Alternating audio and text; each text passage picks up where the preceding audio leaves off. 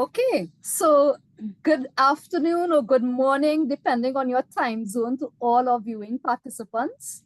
I recognize and we expect to have in attendance deans, faculty members, students of the University of the West Indies, students and staff from universities internationally. And we're talking about universities as far as in Canada, in China, in Pakistan, in the Caribbean, and in the United States of America, members of industry, members of the business community, the general public.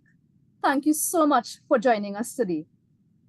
My name is Priscilla Bahau, and I'm a lecturer at the University of the West Indies in the Department of Agricultural Economics and Extension. And I am thrilled to be your host for the 2024 Global Entrepreneurship Week Roundtable Dialogue, the second of its kind, but certainly not the last. Now, before we delve into the topic, I wish to contextualize our dialogue and pretty much to give you a brief background of what Global Entrepreneurship Week is. Now, Global Entrepreneurship Week, which is part of the Global Entrepreneurship Network, is actually celebrated every November, every year in the month of November. And it's celebrated across 200 countries with over 40,000 events and has attracted, as of last year, over 10 million attendees. So that actually shows the magnitude of what we are part of today. And I'm so happy and honored that we have the opportunity to meet and to exchange ideas about entrepreneurship. Now, the aim of GEN and Global Entrepreneurship Week and by extension, the Entrepreneurship Network is to connect entrepreneurs, both aspiring as well as existing entrepreneurs, is to serve as a platform to really showcase the vital role that entrepreneurs play in economic development. And it's also to serve as a platform to celebrate entrepreneurs. Now, notwithstanding that entrepreneurship indeed is a sub-discipline, it has its own field. It's not subsumed under management sciences. Entrepreneurship has gained its own scholarly field, and there are several dedicated entrepreneurship journals that exist in today. For example, I'm just naming a few. You've got Entrepreneurship Theory and Practice and Journal of Business Venturing. Now today, we focus our attention on the notion that entrepreneurship is for everyone. And indeed, when we say entrepreneurship is for everyone, you will see where this conversation is going to go. And to truly explore this focal area, we are privileged to hear from three esteemed experts in entrepreneurship. So please join me in welcoming our distinguished speakers, and I'm going to introduce them one by one and also give you an idea by reading their bio sketches, their biographies. So please join me in welcoming Dr. Abere Mak. Dr. Abere Mak, and Dr. Abere Mak is an assistant professor at St. Francis Xavier University, SINIFEX, at the Schwartz School of Business in Canada. After leaving high school, without formal qualifications, Dr. Mak got involved in his skills trade and migrated into business. He earned his BA in honors in business management. He has an MBA and a PhD in entrepreneurship and commercial studies. And despite his past of not striving academically, that currently serves him as an impetus to inspire students to excel and to be the best.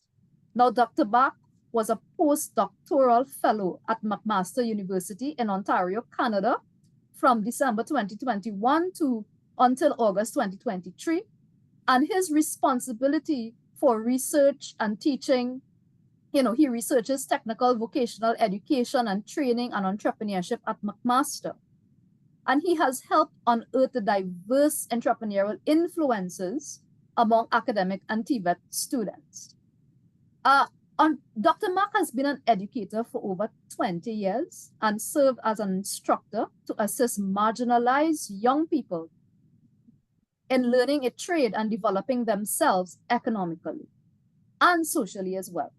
He also worked before becoming a professor, he also worked as a high school teacher for 4 years and was adjunct professor for 7 years in Trinidad and Tobago before migrating to Canada. I now also introduce you to Dr. Ambika Medine.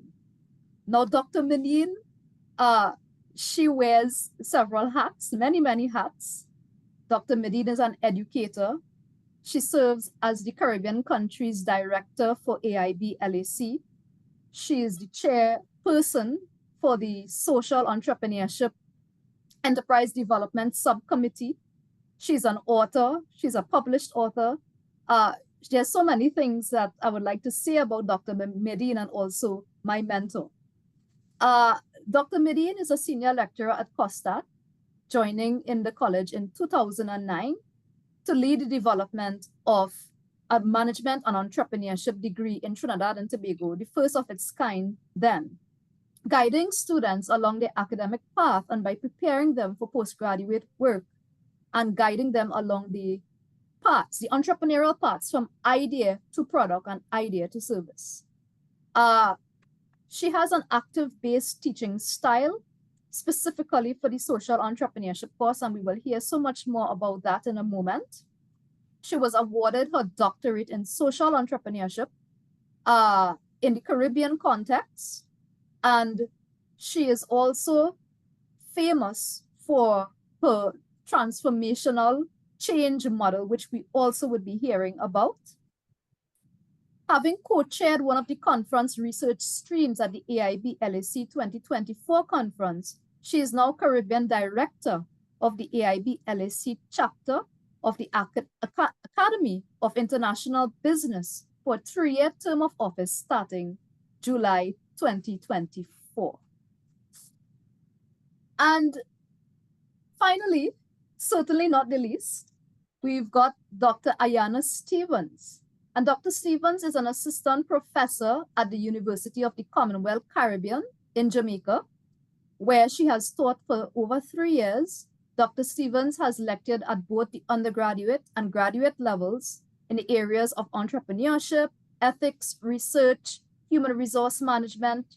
She currently serves in the College of Graduate Studies and Research at UCC, contributing to the academic development of students across various disciplines. Dr. Stevens' research focuses primarily on entrepreneurship and small business, with a particular focus on women entrepreneurs and mothers, and she's a mom herself. Her work particularly explores how entrepreneurship impacts their well-being and offers insights into the unique challenges that they face. She has presented and published work of this nature in journals, book chapters, academic conferences, both locally and internationally, and she's actively engaged in ongoing projects with additional publications expected in the near future. She surely has a passion for advancing knowledge in the field of entrepreneurship, and she continues to contribute to the academic community, striving to deepen the understanding of the intersection between entrepreneurship and well-being. Now, as we celebrate GEW, today's session will be split into 3 main segments with short breaks in between. So Dr. Mack, he will be leading the discussion on destigmatizing the skills trade through entrepreneurship. Dr. Medine will be discussing social entrepreneurship and the extension of her theory of change model for entrepreneurship resilience. And Dr. Stevens will take us through entrepreneurship for women and also connection between entrepreneurship and well-being. So without further ado, let us dive straight into the dialogue. But before we do so, let us warmly welcome our esteemed speakers by giving them a virtual round of applause. Let me share that quickly.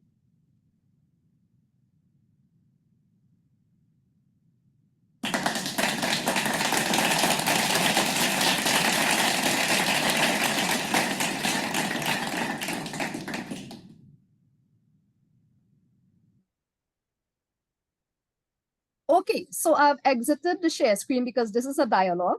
So we have now officially opened the wrong table. And Dr. Mark, first, just to clarify for our audience, and allow me to engage you at this moment. Can you share with us what TVET institutes are and what are the common challenges their students currently face when starting their careers? Well, TVET stands for Technical Vocational Education and Training. In North America, the term is called the skilled trades. In Germany, not Germany, like other parts of Europe is vocational education and training. But basically, TVET is what we would call in Trinidad more the skilled trades, more like the hands, like hard skills like plumbing, masonry, carpentry, those type of vocational type skills. And a lot of institutions in Trinidad would cover that type of training. What I would say are the challenges that TVET students face in terms of careers. Just being in TVET carries stigma. I remember when I was doing my MBA, I went to a home and I was a plumber entrepreneur working at this home. I always like to study. So I was doing my MBA, finished my BA, was doing my MBA, had my business. And I was going to class and the ladies were like, you going to class? What class are you going to? I said, I'm doing an MBA. She was like, okay. She was shocked. So we had a conversation, that kind of thing. But generally, TVET carries stigma. And one of the things I tried to do when I studied was always try to focus on TVET because I found that people look down on people in the trades. I never wanted to be a plumber. I wanted to be a politician and a lawyer. That was my dream. And when I went to school, I didn't go to a good school. I went to Diego Martin Junior Sec, which carries a very low rate, so like a low acceptance rate or a low rate to get into school. And going to senior sec, it was like, no, this guy should do a trade because he don't have the marks to do scores for law. So it carries this kind of connotation that, and because of that stigma, because of that challenge students face, and normally TVET students come from low socioeconomic backgrounds. So most times they start off on a bad note, or not on a bad note, on a disadvantaged footing. And I think some of the challenges that TVET students face because of where they're coming from, even some of the challenges of the schools, because a lot of our schools, it's kind of hard to say, but a lot of schools kind of, I think the direction for vocational education in many countries, I think Germany is the mecca of the trades, and they are to me the most honorable example of the trades. But most places in the developing world, especially, I think the leaders of schools are more, there's some focus that needs direction, and I think there's a lot of challenges in the institutions themselves. So I think because of those institutional problems, TVET students face difficulty. So one thing TVET students face after finishing a trade, especially in Trinidad, because of the job market, to find a job is a challenge, right? So I think those are some of the challenges that TVET students face, that because of the institutional problem, the stigma, there's so many things working against a TVET student. You really have to have a great level of self-efficacy, a belief in yourself that you can do it, you can achieve. You need proper teachers. Because when I was going to school, my teachers is the ones who supported me. I remember my teacher, Larry Williams at John Donaldson, and my plumbing teacher in secondary school, Mr. Stewart. I never forget their names up to this day. Those were the people. I remember Larry Williams would have shared his lunch with me, and that left a profound mark upon me. He had come to school. I didn't have money sometimes, and he would say, Platts, they used to call me Platts because I had corners. He said, Platts, you eat today? I was like, no, sir. And he gave me his entire lunch. I was like, wow. And he really cared. He would sit down with us. He would talk with us. He would tell us things. My teacher would tell us things like, like human sexuality, things your parents wouldn't tell you. He was really looking out for us. He wanted the best for us. And I think that level of compassion, that level of care really helped. So I think, I don't know the climate of teachers are always good in every time, but I think those are some of the fundamental challenges the TVET students face. And I think that's where they are. And there are situations where we can address that afterwards, but I think there are some institutional problems that has to be addressed to help navigate that situation. Right. So thanks for sharing and for starting that point, because where the research is going and what we're seeing happening right now is that entrepreneurship is being seen as a tool, as a very useful mechanism and a potent solution to be able to merge with TVET education. So with the outcome that, hey, when you've completed your trades and you've completed your training in that particular area, the next alternative is not to try to get employment, because as you see, the unemployment continues to become a real issue, but that you yourself can become an entrepreneur. And I know that we are actually doing some research currently looking at entrepreneurs, dropout retention, looking at Tinto's theory, theory of student retention, and it looks at that same point, institutional support, right, in terms of resources, in terms of inclusive teaching practices, and how that can trickle down to your ultimate career goal, which could be your entrepreneurial intentions. As we are on the topic of education, can you share some highlights on as to how do you see entrepreneurship really contributing to overcoming these challenges that these TVET graduates face? Well, entrepreneurship in itself is a something of social prestige. I remember looking at some research, and I have a friend, a colleague, when I was at McMaster, she did research in entrepreneurship in many ways, and she looked at entrepreneurship with people into commercial sex, right? And what she found was, and what I'm finding is that it really serves as a stimulus to motivate people to do better. The stigma somehow erodes when you become an entrepreneur. It has a certain level of prestige with it. So I think generally with TVET students, because one of the things I often articulate for TVET and entrepreneurship is because it's easy to be an entrepreneur when you're a tradesperson. A quick example, when I was in Trinidad and I was laid off, I used to work for I worked for several persons, like a lot of persons in the West Corridor of Trinidad, a lot of the Lebanese. I worked for a few Lebanese Syrian persons. I had a friend I did some work for and several other projects.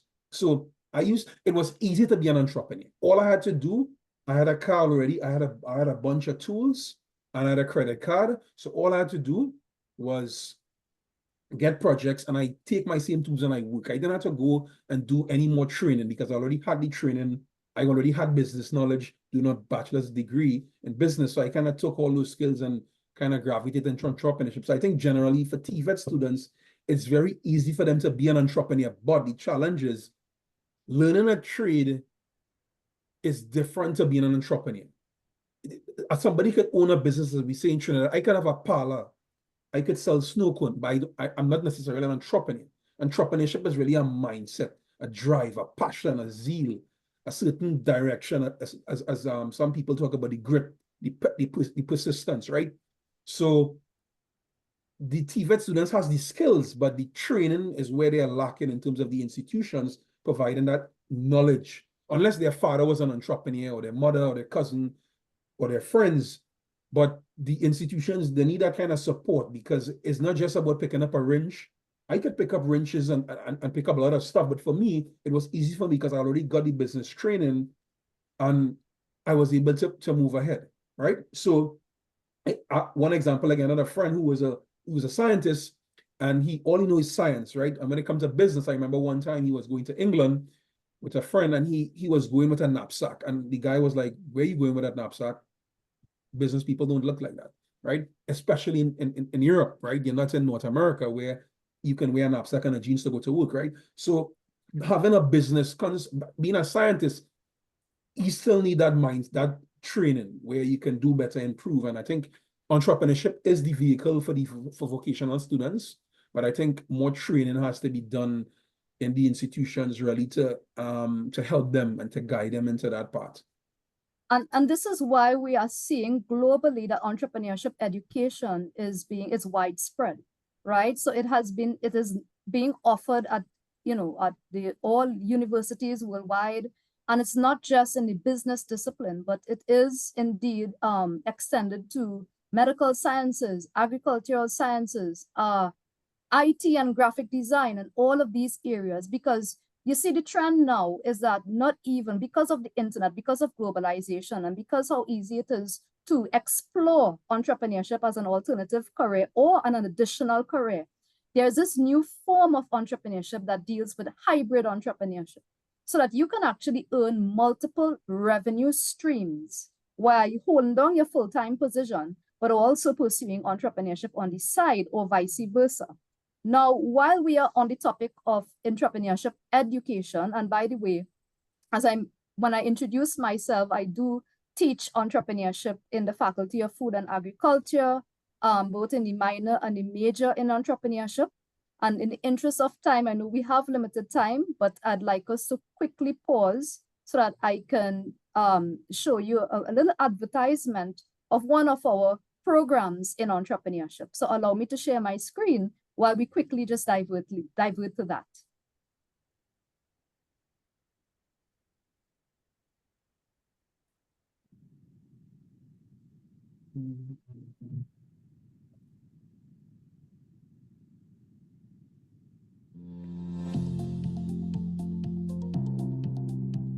Are you ready to unleash your entrepreneurial spirit and broaden your education?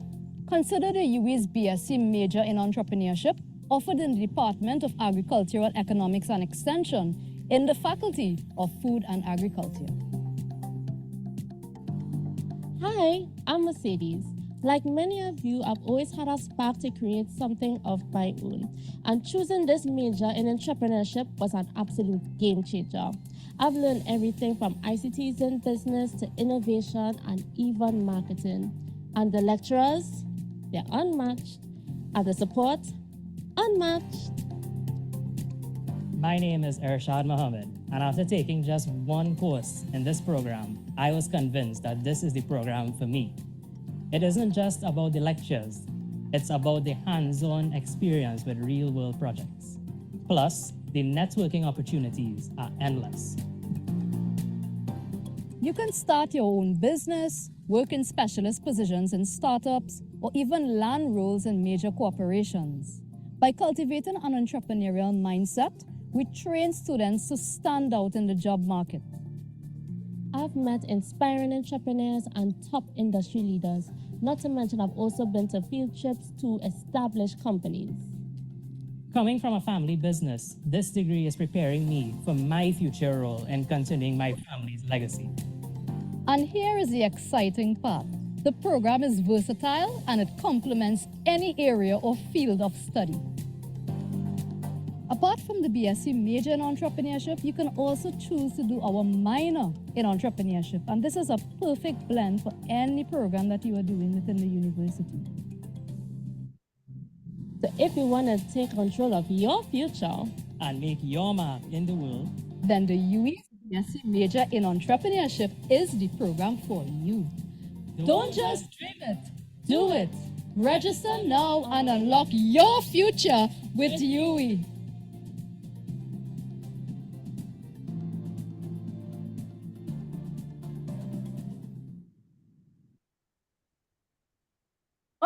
So that was just a little, sorry about that glitch. There's a video that's showing.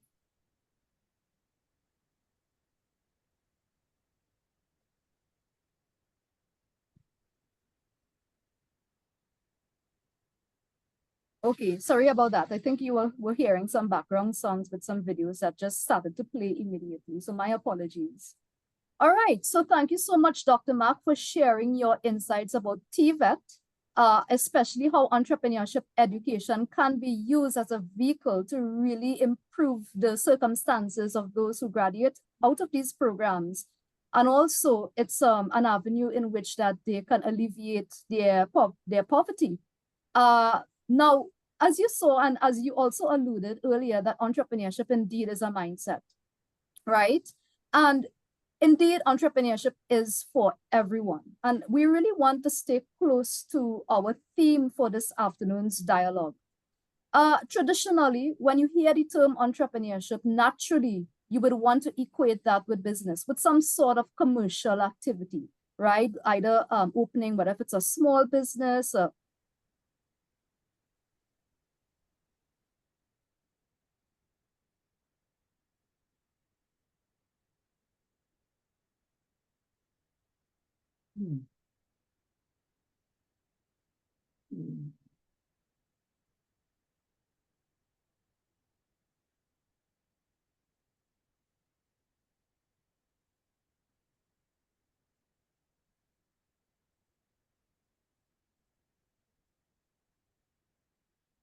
Right.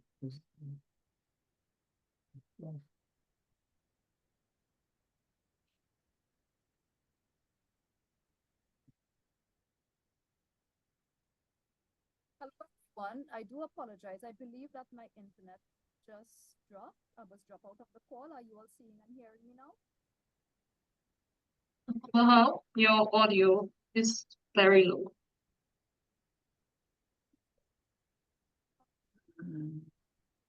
Okay. Are you guys hearing me now? Are you all hearing me now? But very faint. Yeah, it's very low. Right.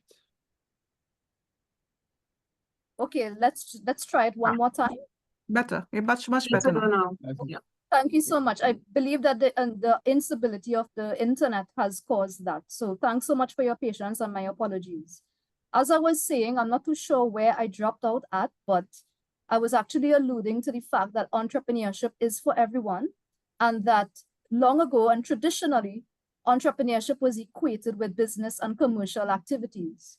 But now, as the term has evolved and moving away from the Schumpeterian view where it's just creative destruction, putting together land, labor, capital in order to produce a product and or a service, we're seeing that there are various genres of entrepreneurship, and entrepreneurship is now offered in many forms and many categories and many different streams. So even though that the popular method or the popular term is to equate someone who owns a business, you're going to find that there are many other persons who are indeed under the definition of an entrepreneur. And this is where I would like to invite Dr. Medine into our conversation. Dr. Medine is an advocate for social entrepreneurship, a very special type or form of entrepreneurship that has gained popularity in the scholarly discipline as well as in the practical. And when you hear the term entrepreneurship, you're going to realize that this means entrepreneurship with a heart. So without further ado, I invite you, Dr. Medine, to please share with us, and first, please explain what are the various genres of entrepreneurship. Okay. Thank you very much, Dr. Bahal.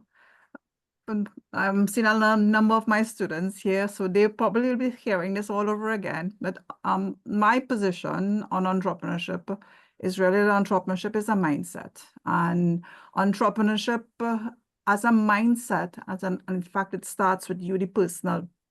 And therefore, you must have that entrepreneurial mindset, which would allow you to choose your career path. And your career path, you can choose your career path to be in the business endeavor. And therefore, even in the business environment, your choice, you don't necessarily have to start a business. You can be an entrepreneur in an existing organization, and therefore in that organization, grow and develop that organization. In fact, some of the more popular and most famous products and services are done by persons inside an organization. With that personal mindset, of course, other than starting a business, you can also choose to operate in a social environment or the public environment, and therefore be a social entrepreneur. By starting a social endeavor, you'll be a social entrepreneur, but even in an existing public environment, you could also be an entrepreneur in that existing environment. So entrepreneurship, as the theme here is for everyone, and it all starts with you, the individual, your opportunity-driven mindset, that wherever you are, it's about looking at opportunities. There are no problems. It's always about an opportunity. How do I overcome that? And that entrepreneurial mindset is what allows you to overcome all the challenges. So when Dr. Mark was talking about, he was actually talking about his entrepreneurial mindset to overcome all that challenges. And that's why he's where he is right now. And therefore, he's looking actually at developing other persons to get that kind of mindset to overcome their personal life challenges. So as a genre, entrepreneurship is, as it's correctly here this time, entrepreneurship is for everyone. Thank you for sharing that insight, Dr. Medine. There are main forms of entrepreneurship. Yes, we've got commercial. Yes, we've got social. We've also got corporate entrepreneurship or Intrapreneurship, yeah. Yeah. So, for example, if you are an employee and you're working for an organization, there is a differentiation between the traditional employee and that who is very entrepreneurial. Maybe you can share a little bit on that as well. Well, as an employee, as I said, that entrepreneurial mindset in an existing organization, you can choose to improve the organization through its processes. You can choose to come up with new product, new services, or a new way of doing things. And it's, as I said, it's that individual, no matter where you are. If you are in an existing organization and something needs to get changed or something needs to get done, you don't wait for somebody to tell you, let's go do that. You actually do it because you see the need for improvement. And that entrepreneurial mindset is what allows you to do that. So in an existing organization, so yes, we generally term the intrapreneur to be somebody who is creating a product or service, but really and truly the entrepreneur is you. And therefore you in the existing organization, something needs to get done, you do it. And that is what is the entrepreneurial mindset. And therefore, and most organizations today is suffering from a lack of resources. And because there's a lack of resources, what you're finding is more and more employees are becoming entrepreneurial because you have to actually use whatever is there to do what you have to do. And that's where the entrepreneurial mindset comes in. Yes. And that speaks to the art of being resourceful. Yes. Resourcefulness is indeed a characteristic of The entrepreneur, yes. Yeah, in fact, there's a lot of entrepreneurship is largely a lot of psychology. And when you look at the psychology literature, you're seeing that there is entrepreneurial self-efficacy. Dr. Mark, you did a lot of research in the entrepreneurial self-efficacy space. You've got risk-taking, you've got entrepreneurial orientation. Yes, entrepreneurial orientation, right? Just to name a few. And there's also some other dark traits that underpin the entrepreneur. Some of them, you know, you consider narcissistic behaviors, for example. Dr. Mark, your hand is up. Yeah, I just wanted to share briefly about just quickly. Amika was saying, Nadine was talking about the entrepreneur. But I often encourage students, if you can't start a business right away, work within a firm, learn the mistakes, learn the ins and outs, learn the processes, learn the procurement. So when you start, you will make less mistakes. So sometimes you may not be in a position to start right away, but having that mindset, you could revolutionize the company, you can make some changes with processes, with systems and different things like that. But you can take that, because I was a good plumber entrepreneur because I learned from one of the best plumbing companies in Trinidad, right? I don't want to call the name, right, to give free marketing. But I worked for a very good firm. It was one of the best in the country. Very astute guy. He was really good. He's one of the best. And I learned with him. I learned from him. And I took those skill sets and I able to and I worked with another company and I learned residential plumbing. And the company with the residential plumbing, I was able to take those skill sets and transfer it. So sometimes you can't start right away, but having that entrepreneurial mind, you can still stay with a firm, and as you move into your own, it becomes easier in terms of the transition. Yeah. Thanks for that, Dr. Dan.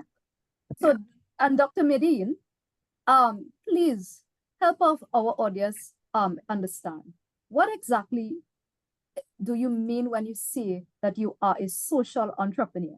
Please break that down for us. What is social entrepreneurship and how is it different to that of the traditional, you know, nonprofit organizations as well as corporate social responsibility? Okay. So social entrepreneurship is simply entrepreneurship in the social sector. It's the exact same technique, mindset that you use, whether you use it in the business sector, but you are now applying it in the social sector. It's about creating social value, and social entrepreneurship is a relatively new concept in the academia field. And it grew really in the 80s, where Bill Drayton actually started all of that movement and you started being popularized. But social entrepreneurship always existed with regards to people trying to create social value. And unfortunately, sometimes we mix up social entrepreneurship with the traditional nonprofit organization. So while the traditional nonprofit organization are started by persons with a heart because they want to create some sort of social good, but unfortunately, having a heart will not allow you to be sustainable.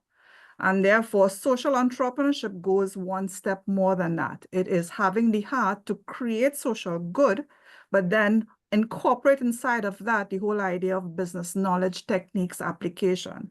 And that's where we are now moving into the whole zone of the difference between a business and a social enterprise. So a social enterprise is a business in the social sector. But of course, a social enterprise could be both for-profit and non-profit. And while it could be a for-profit, the social mission is always central to its being. And therefore, the social enterprise is operated what is referred to as the double bottom line. So while you are trying to achieve social value, you are financially viable. So that's what is referred to as the double bottom line, in the sense that you are financially viable, create and sustain social value. Now, in doing that, because social enterprise also operates in the for-profit sector, we sometimes misunderstand social entrepreneurship for corporate social responsibility. Business conduct corporate social responsibility. That's why it's called corporate, because it's business. But for social entrepreneurship to exist, your mission, the social mission, must always be central. For business, the commercial mission is central. Corporate social responsibility is an act of creating social good. And because of the United Nations with regards to, well, now we call it the SDGs and the ESGs, but even before that, with the Sustainable Development, with the Brundtland Commission and the whole idea that there's a recognition that the business was the one who was creating all of these negative impact on society and the environment. And with regards to then it's saying, okay, we now need to have the United Nations Global Compact, and we are telling business that you now need to behave in a particular way. And that was actually the growth of corporate social responsibility. So business now having to give back to society, and voluntarily give back to society, and therefore do good while you are creating good. And therefore corporate social responsibility is really business doing good while achieving a financial good. Of course, today now with the new movement from simply corporate social responsibility to ESG reporting, is because of the recognition by the United Nations that simply telling business that you now need to voluntarily do good was not really working. So therefore, they have now make it a requirement, and therefore you now need to demonstrate that you are environmentally, socially, and the governance aspect, which is part of the ESG, demonstrate to us that you are in fact doing it. And therefore, in some countries, not as yet in Trinidad, but in some countries, businesses are now required to report as part of their reporting requirement. This is what they are doing so that they are not negatively impacting the environment and the society in which they exist. So social entrepreneurship is really about creating social good, and the social enterprise is an organization that is creating sustainable social good while being financially viable. So there is this earned income portion inside of there, and the earned income portion, your choice in terms of that social enterprise is either you earn income through your social mission, or you earn income through your resources, either you rent your hall or you do something, or you can start a commercial venture in an existing organization. But the social enterprise is, as it says, the social mission is always central. And social entrepreneurship is really entrepreneurship in the social sector, because the whole idea of being innovative in the way that you address the social issues is what the social entrepreneurship is all about. And that recognition is that the value of social entrepreneurship and social enterprise was actually recognized last year with the United Nations, where they defined clearly that in order for us to be able to address the SDGs, social enterprise and social entrepreneurship is the pathway with regards to doing that. Right, right. And Dr. Medine, just to expand on what you're saying, currently with this whole thrust towards, climate change adaptation and, sustainability, the UN SDGs 2030 agenda, there's, specific forms of entrepreneurship that is emerging. Specifically, I'd like to highlight sustainable entrepreneurship, and I actually have a research interest in that area. So before we actually move into the third segment, and hence we're taking a little PR break again, I will share a little insight into that particular research and also invite those who might be interested to join. Sustainable entrepreneurship means that while you're being profitable, you're also ensuring that your business is socially responsible, as well as you're protecting the planet and the environment. So in other words, it's the triple bottom line, right? So the three areas are being balanced: profit, people, and planet. And you find, and the research in terms of where it's heading, you find that as consumers are becoming more environmentally conscious, and the whole aspect of altruism and pro-societal values and so on, you find that customers are now gravitating to businesses, to entrepreneurs who are not just there to make and to maximize profits, but also, who is doing good. So social entrepreneurship is certainly one form. And then we are seeing the sustainable entrepreneurship arm. So allow me to quickly share my screen before we move on to the third segment. We've just got about 15 minutes to go. But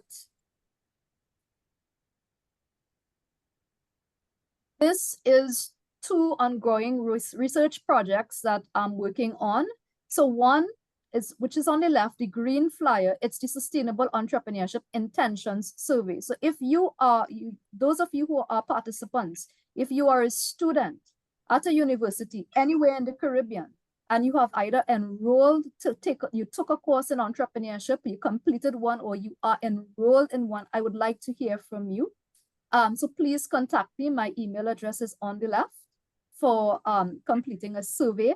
And then on the right, we also have got a Sustainable Entrepreneurship Intention Survey, but that one is specifically for business owners. So if you are an entrepreneur, but you feel that, you are not just there about the profits only, but you are making strides towards, environment and social benefits, please, we want to hear from you.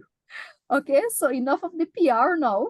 I'm going to stop, share my screen, and return to the roundtable dialogue, where we now switch the conversation and we are moving into the third and final segment of our roundtable, where we're going to speak about entrepreneurship, specifically entrepreneurship and its benefits and connection with women. Dr. Ayana Stevens, as you know, she's very, very passionate, as I mentioned earlier in her bio. She's very passionate about women entrepreneurs.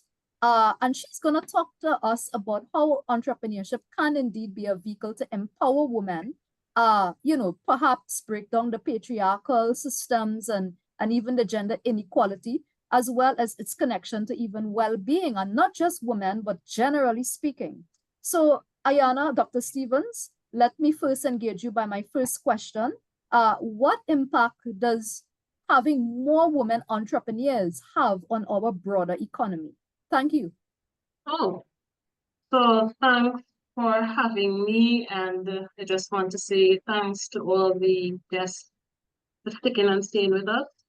And as we talk about women entrepreneurs, so if we talk on a broader scale or from a broader perspective about the economic impacts of entrepreneurship, then there is a wealth of research and data to suggest that entrepreneurs add and contribute greatly to economies at large. And when we talk about contributions, they add to the value of goods and services that are circulated within the economy. And so that's GDP growth right there, right? You have women. One of the things that you all had mentioned that I found was really interesting, and I tend to agree wholeheartedly with, is that entrepreneurs are resourceful. Now think about women. Who can be more resourceful than a woman? Think about that mother that you know who has a very, very low income or a very, very small budget and is still able to make ends meet, stretching that that small budget over long month, right? And so if we talk about women tend to be resourceful, and resourcefulness leads to innovation. And innovation tends to stimulate new markets, new industries. So this is another contribution of women to entrepreneurship and to the greater economy. We haven't even spoken about jobs, so creating jobs for themselves, being able to participate more in the economy, being able to be financially independent, to create, as they expand and as they scale their businesses, more job opportunities for other individuals. And if we think about it as well, we know the impact of role models. My mother was an educator, I became an educator. You all know someone who is walking in the same footsteps as their parents, whether it's mother or father. And so therefore, when you think about the long-lasting generational impacts that women have on the economy as well, nurturing future entrepreneurs as well to contribute. So we can't even begin to measure the economic impact and contribution of women to the economy as they participate in the entrepreneurial space.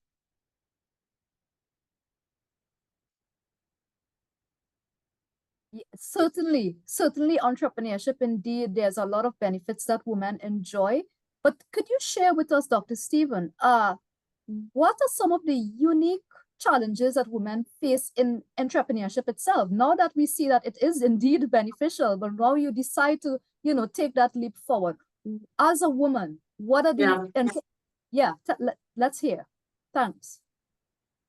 So entrepreneurship, unfortunately, is still seen as a man's world as much as we're in 2024.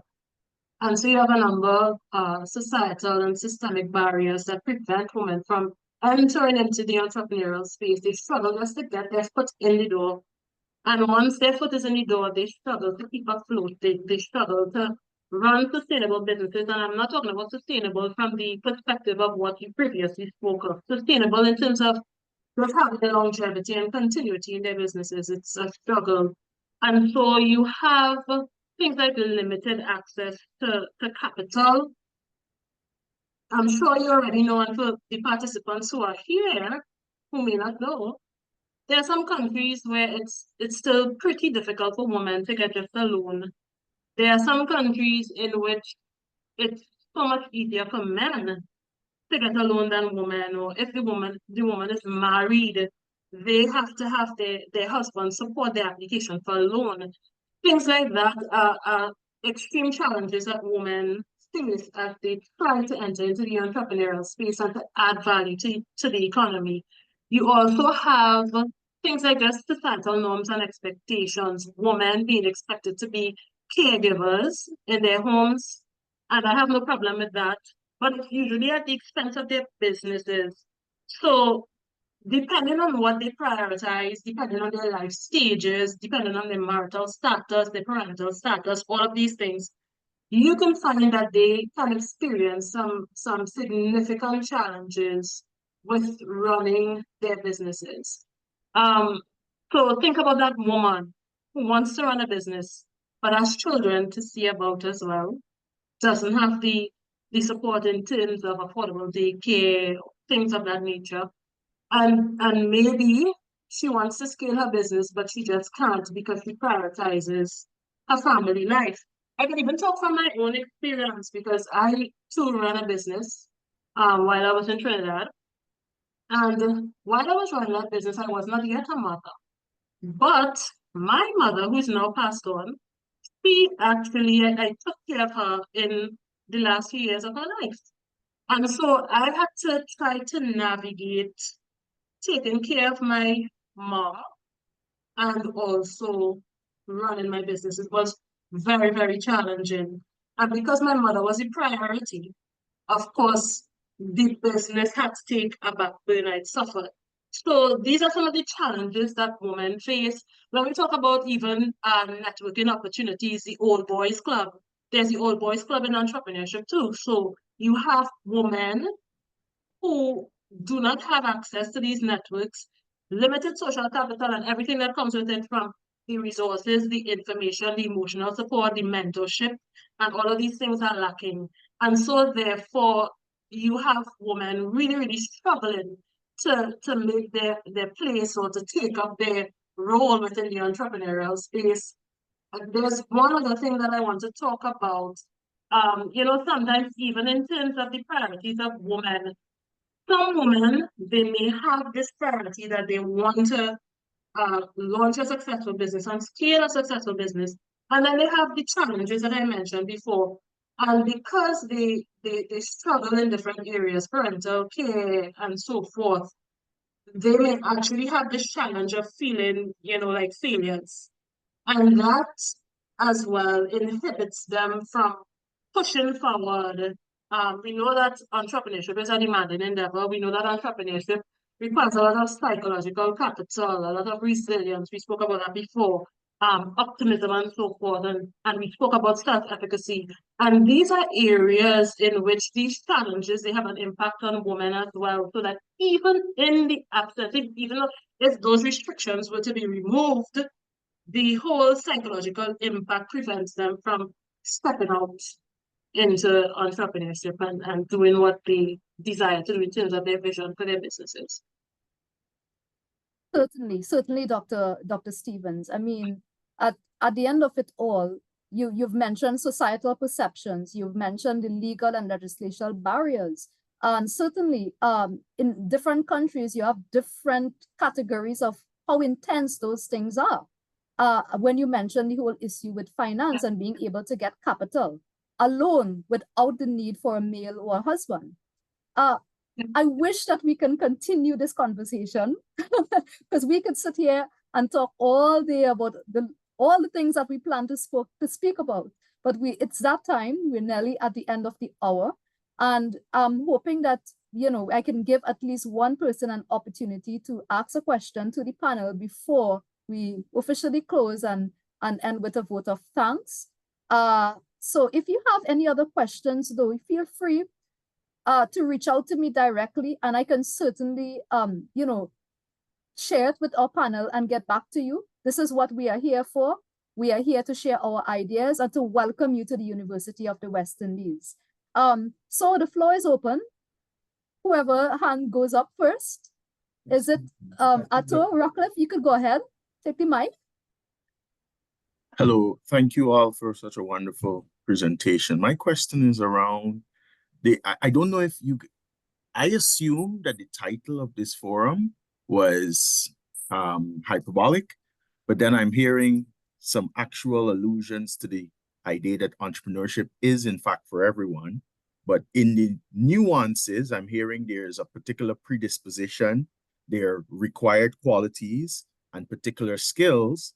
Is it the argument of the panel that everyone is predisposed to entrepreneurship? And if that is not true, what are the risks to our society viewing entrepreneurship as a band-aid, which I'm starting to see happening? Governments, neoliberal governments in particular, are foisting entrepreneurship as the band-aid to unemployment challenges.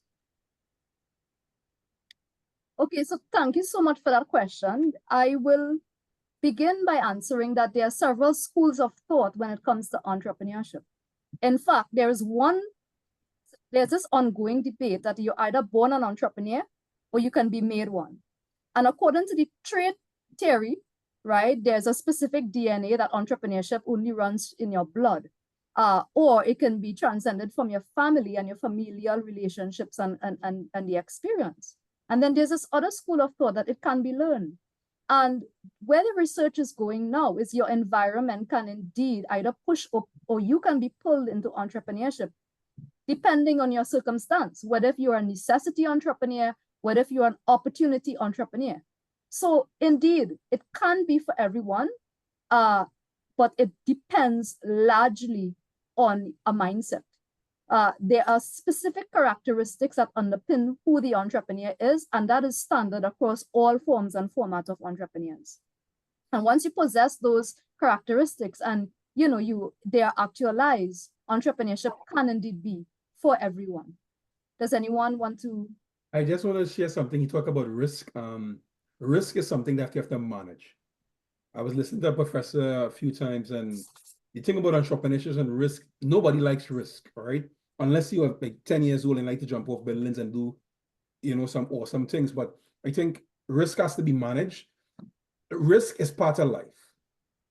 I always tell my students, risk is always part of life. Yeah, if you in a relationship with somebody, there's a risk that that person could leave, but you still put your heart out because you want to love this person. If you leave your house to go somewhere, there's a risk. Anything could happen. So life is based on risk. If you sit in your house, something could happen to you in a house. If you sit home whole day. So risk is something that you have to manage as an entrepreneur. I think no one is born an entrepreneur. I think that's a myth. I think some people are born with the predisposition. They might be born into wealth. They might be born with resources. But I think entrepreneurship is all about that that passion, that drive, right? I remember hearing a story about one of our blue water companies in Trinidad. I won't call the name, but this person wanted to sell this, and his dad told him you could never do this business. And that person had a mindset, I can do it. And today is one of the most successful water companies in Trinidad. So the thing with entrepreneurship really is about, well, that person might have resources that they can reach really far. But I think, and when we talk about entrepreneurship today, we're not talking about entrepreneurship in the sense of $1 million, $1 million, $1 billion. We're talking about entrepreneurship from the standpoint of sustainable. Like a person can have a sustainable income, they could feed their families, they could take care of themselves, and they could enjoy a certain luxury of life. Now, for me, I didn't. So that's where we could go in entrepreneurship. So I think entrepreneurship, yes, is a solution, but I think government has a role to play with support, with incentives, because in North America, where I'm in Canada, I see a lot of incentives for my students in the schools, in the government. There's so much. But when I look at Trinidad and I do the research there, there's some elements of things, but I think stronger support systems are needed. To really, because entrepreneurship, it requires some level of financing in some regard for you to really reach leap and bounds. So it's not just having a talk, but it's really policy that you really have to kind of put this entrepreneurship through to really for you to reach far. And by that token, Dr. Mark, and to the participants, all attendees, as we are going to wrap up right about now, I'd just like to give a brief sneak peek into something that's big, that is upcoming.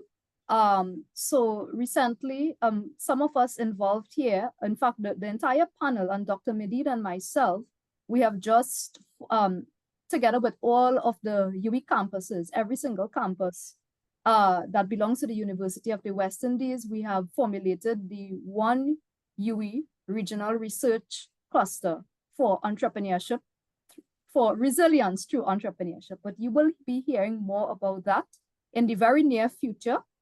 And I'm just giving you a heads up because our intention is to really delve into the scholarly research, integrate, collaborate, and find solutions for entrepreneurship. Now, at this very moment, I want to say thank you for everyone. Thanks to everyone who is in attendance. I have recognized our special guests, our attendees, but I'd like to call on Mr. Dejon Lewis. He's a student, an entrepreneurship student, and he is going to deliver the vote of thanks to our esteemed panel. Without further ado, I invite you, Mr. Dejon. Hi, good day, everyone. I am Dejon Lewis, so I'm a student of the University of the West Indies. And on the behalf of my fellow classmates, Dr. Baha and myself, we would like to thank each and everyone for enlightening us today on the various topics covered and expanding our minds with knowledge that can be used for a lifetime. I personally was able to relate heavily to Dr. Mark's story, as I'm in a very similar phase of being a student and trades-based entrepreneur. And so I want to especially thank him for shedding light on this very broad field. And I hope that we can all use this information for future endeavors. So thank you, everyone. Thank you so much, Dejon. So by this token, I wish to bring this session to a formal close. And please stay tuned. You can follow our departmental Facebook page, our website. You can send us an email. You can contact me directly if you want to learn more about our programs, about what we offer and how we support upcoming and aspiring entrepreneurs. So by this token, thank you and have a good afternoon or morning to everyone. Take care. Thanks a lot. Bye, Bye-bye. everyone. Bye, Dr. Thanks. Bahal. Thanks a Bye, lot. Mercedes.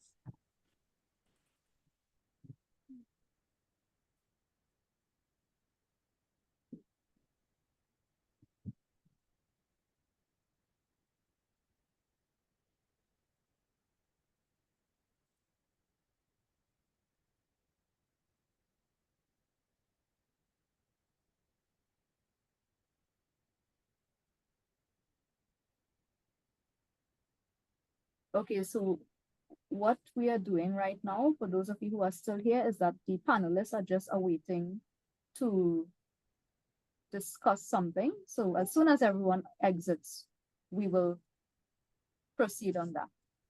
Thanks again.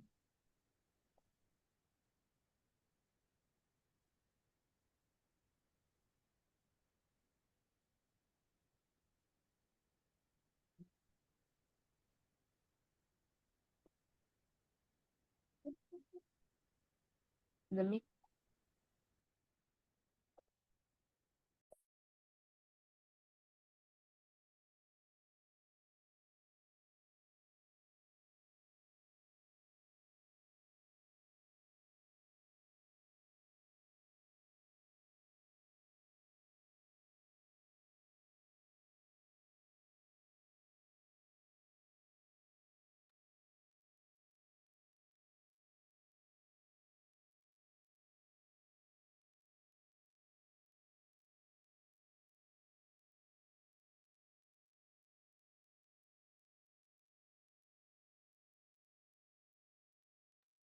Right, Priscilla, you gotta get back. Amika. That's what I'm trying to do. I'm trying to call her. Okay. And I'm trying to delete whoever is here as well. Let me Okay. just remove them so that we could speak. Yeah. Don't report. Right. Okay, so let me just try to call her. Yeah. Guys, I think we had a good turnout. Yeah, it was more than I thought. Yeah. Yeah. Yeah. Well, it's I think finished it so was a quick. success. Yeah, I Exactly. was our like, hour is real. Always, yeah, our fly, right? Yeah, it And was we had to try to fast. manage it. Huh. Yeah, it was fast. I would like more questions. I would like more questions from the audience because I think it could Mhm. become sessions, they can ask questions because some things might be too clear. You might use some terms you that, want to pause the recording, you know, Priscilla, or you wanted to Yeah. stay? Oh yeah, let me do that one time. That's Yeah. good. Thanks. Stop recording.